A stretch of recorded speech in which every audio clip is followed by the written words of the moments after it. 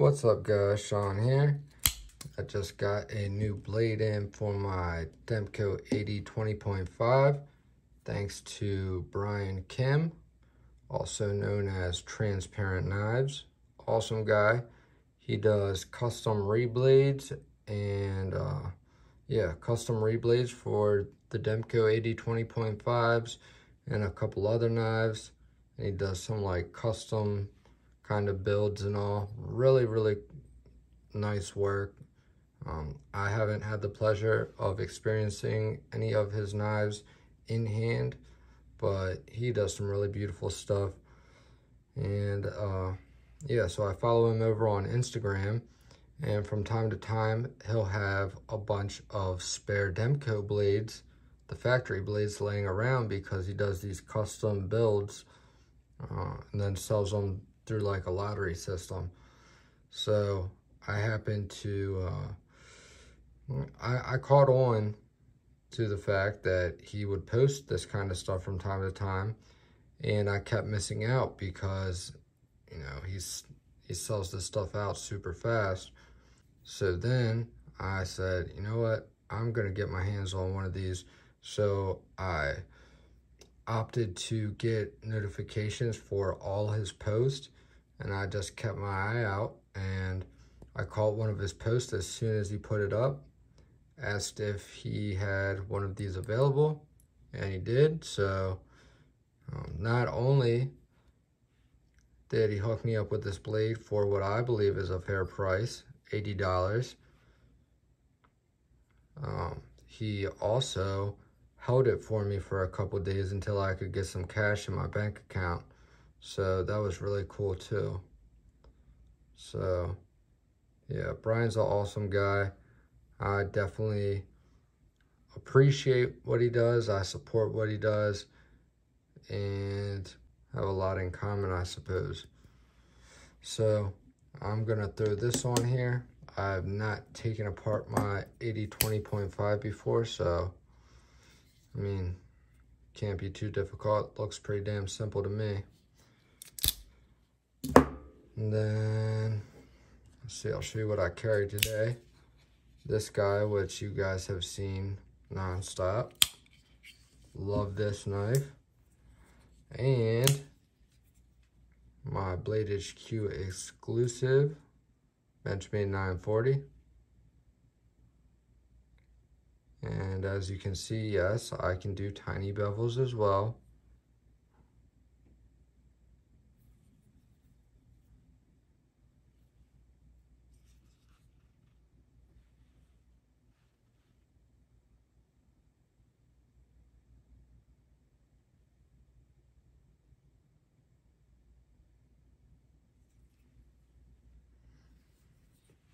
Really love the 940. Probably BENCHMADE's best knife ever made, in my humble opinion. I did have these really cool met embossed scales on it for a week or so, and I decided to put it back to factory. I like just the stock configuration of this one.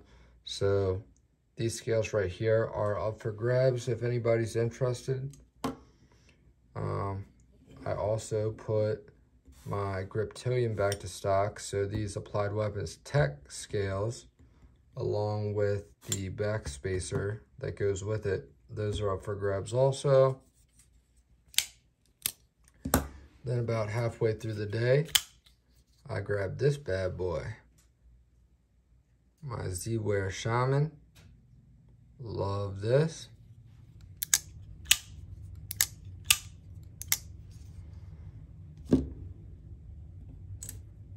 And oh yeah, I wanted to give a shout out to my 2 Paetreon members.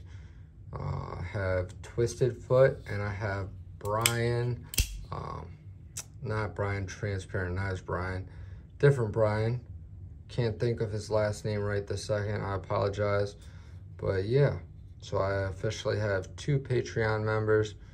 I really can't tell you guys how much I thank you guys for your support, and I really think it's gonna make a big difference in what I'm able to afford to do here on the channel, because, you know, I don't have any sponsors. In order to continue to have stuff to make new content about and keep things exciting, I have to get new things from time to time, whether that means new knives, new components, new video equipment, new sharpening equipment, you know, whatever it may be. That stuff is not cheap, you know. Everything costs. So with help from you guys, you know, it allows me to be able to do more stuff with you guys. So big shout out to them. Really appreciate you guys. And let's get into it. So start off at the pivot. We have a T10. Yep.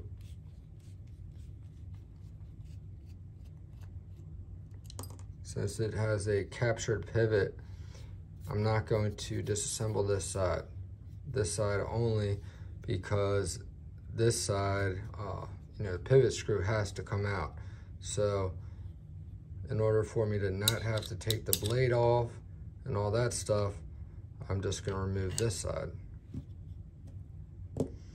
I believe these two clip screws double as the handle screws, like the standoff screws as well.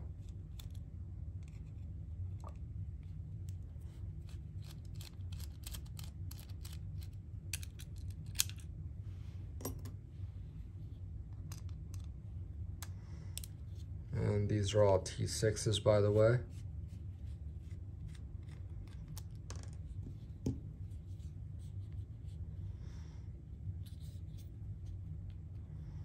You guys can probably tell I've been doing a lot of sharpening lately, considering my hands are starting to get all cut up again. Let's see here.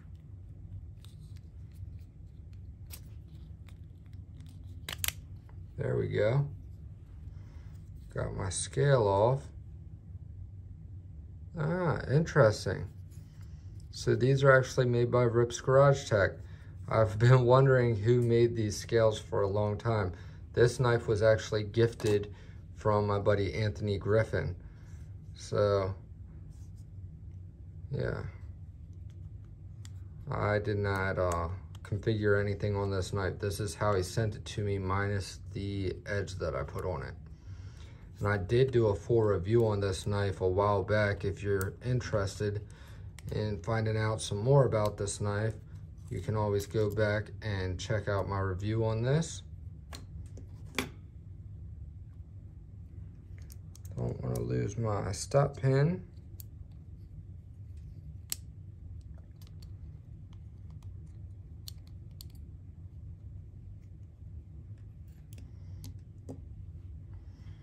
Okay, so pretty cool. First time having one of these open.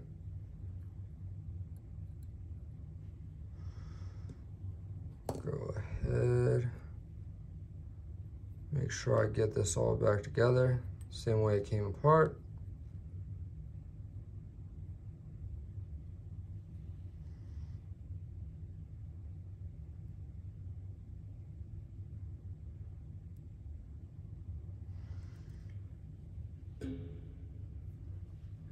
Damn, my Gunny Glide is in the other room. That's all right. I'll just put on a drop of Gunny slides.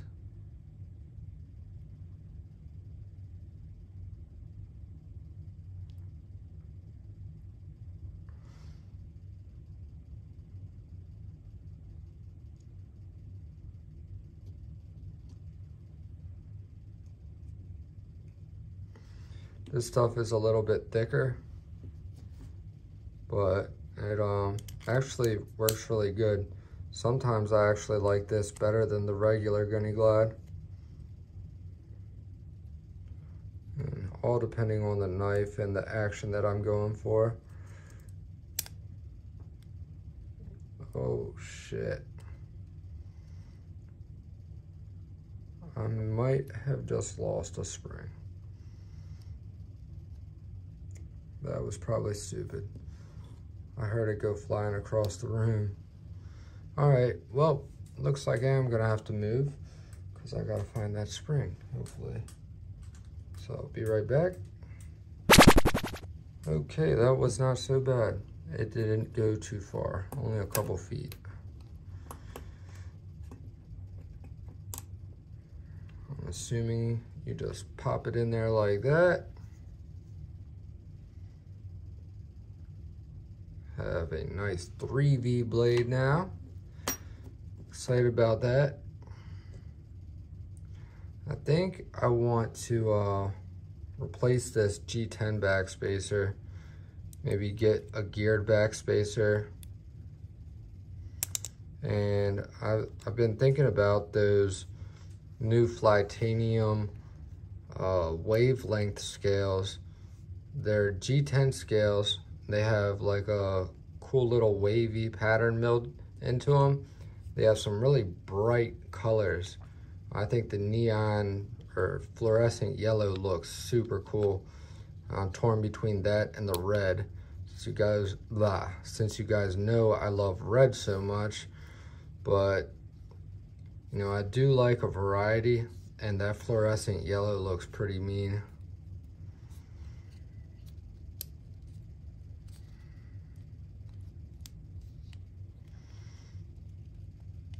So, just trying to get everything seated here.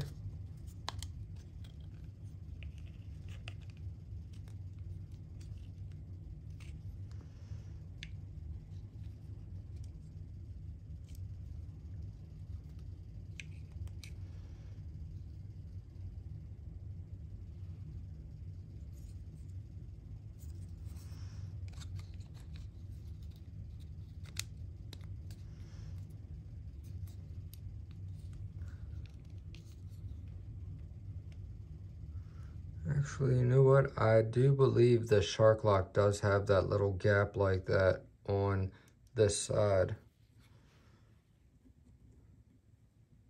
So it should be seated.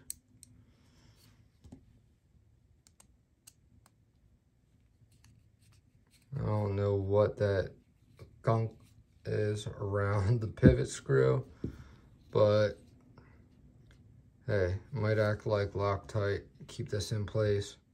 Normally I would clean everything up, but I just don't feel like doing a whole lot of extra with this right now, so it's always something I can come back and take care of later.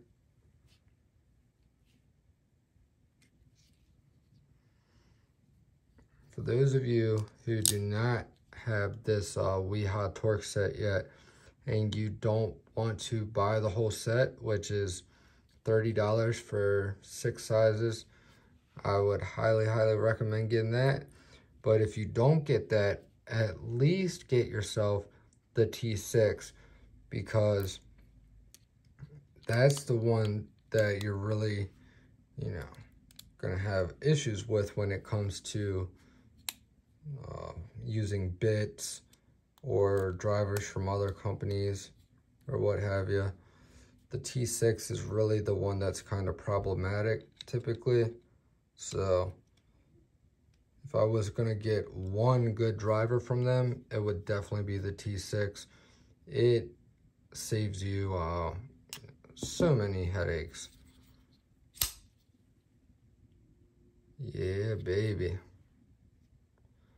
That's awesome. Really excited about this. This is the blade shape that I would have chose if this was a knife that I bought. You know, I love Wharncliffe blades, and 3V is certainly a much cooler blade steel than AUS 10A. But I must say, I was a little bit surprised with the Demko AUS 10A. It's really not bad at all. It does a lot better than I expected. I mean, it might not have a cool name, or, you know, it might not be anything exotic, but it's a great everyday carry steel, you know. It's not like mind-blowing performance, but it does everything pretty well. It's not bad.